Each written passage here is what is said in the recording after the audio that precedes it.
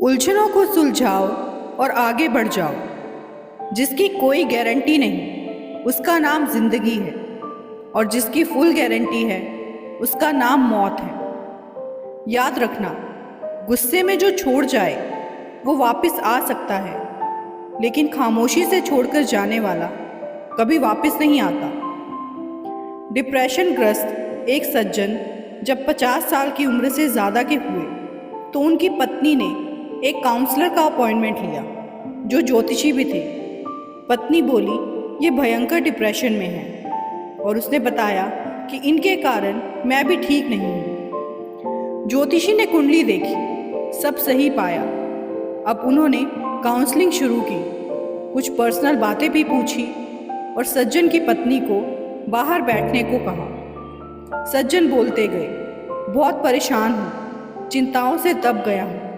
नौकरी का प्रेशर, बच्चों के ग्रेजुएशन और जॉब की टेंशन, घर का लोन, कार का लोन।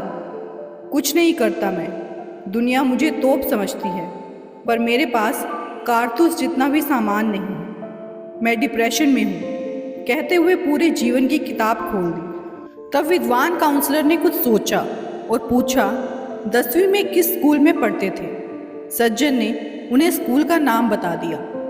काउंसलर ने कहा, आपको उस स्कूल में जाना होगा। आप वहाँ से आपकी 10वीं क्लास का रजिस्टर लेकर आना, अपने साथियों के नाम देखना और उन्हें ढूंढकर उनके वर्तमान हाल चाल की जानकारी लेने की कोशिश करना। सारी जानकारी को डायरी में लिखना और 1 माह के बाद मुझसे मिलना। सज्जन स्कूल गए, मिन्नतें करके रजिस्टर ढूंढवाया, फिर उसकी कॉपी करा लाए जिसमें 120 नाम थे। महीना भर दिन रात कोशिश की, फिर भी मुश्किल से अपने 75 या 80 सहपाठियों के बारे में जानकारी एकत्रित कर पाए।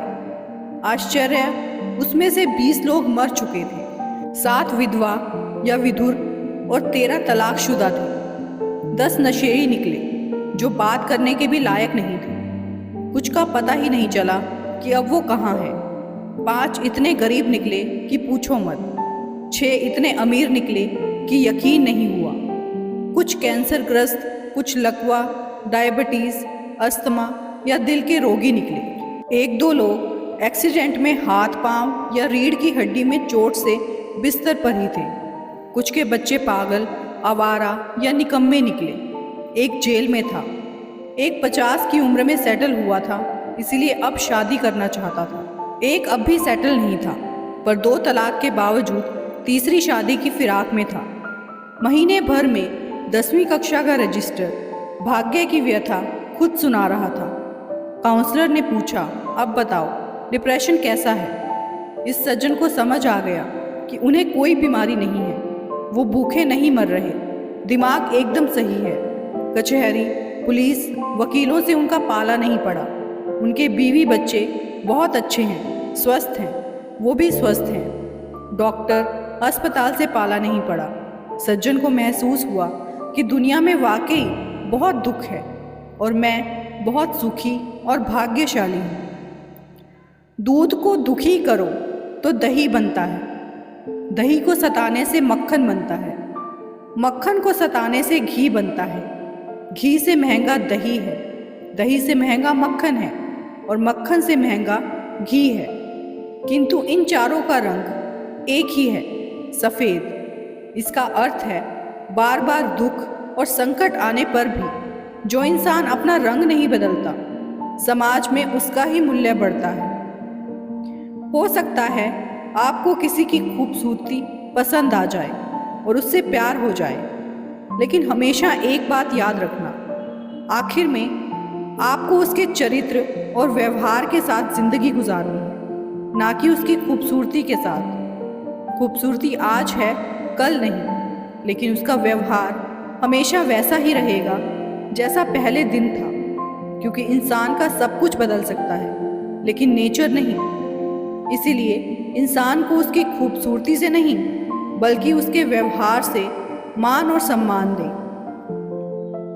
जिसमें सब्र है वही तो शबरी है, और जो शबरी हो गया उसे ईश्वर तक नहीं जाना पड़ता, अपितु स्वयं ईश्वर उसके द्वार पर आया करते हैं। हमारी लाइफ हमारी सोच पर निर्भर करती है। मान लिया तो मस्त है, वरना कष्ट ही कष्ट है। वाह वाह करते हुए जीने के लिए एक बार खाए योगी, बार बार खाए रोगी, 2 बार खाए भोगी। रोटी को आधा करे, सब्जी को दुगना, पानी को तिगुना करें, हंसना चौगुना। कम खाएं स्वास्थ्य पाएं, उम्र बढ़ाएं। ज़्यादा खाएं रोग पाएं और जल्दी जाएं। अब मर्जी आपकी है, वाह वाह करते हुए जीना चाहते हैं या त्राह त्राह करते हुए। मेरी दुआ इस तरह से पूरी करना भगवान कि जब जब मैं सिर झुकाऊं, मेरे साथ जुड़े हर रिश्ते की जिंदगी संवर जाए। चलने वाले पैरों में कितना फर्क होता है, एक आगे तो एक पीछे, लेकिन ना कभी आगे वाले को अभिमान होता है और ना ही पीछे वाले का अपमान, क्योंकि उन्हें पता होता है कि कुछ ही समय में स्थिति बदलने वाली है।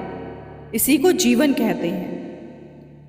कर्म की गठरी लाद के जग में फिरे इंसान, जैसा करे वैसा भरे, विधि का यही विधान। कर्म करे किस्मत बने, जीवन का ये मर्म।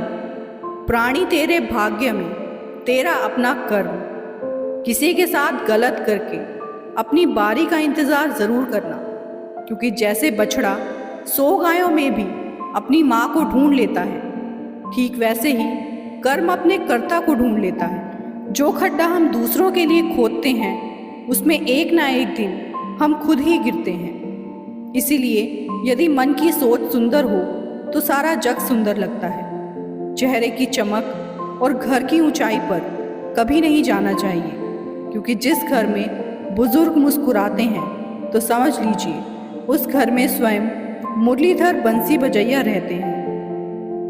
जन्म से ना तो कोई दोस्त पैदा होता है और ना ही दुश्मन।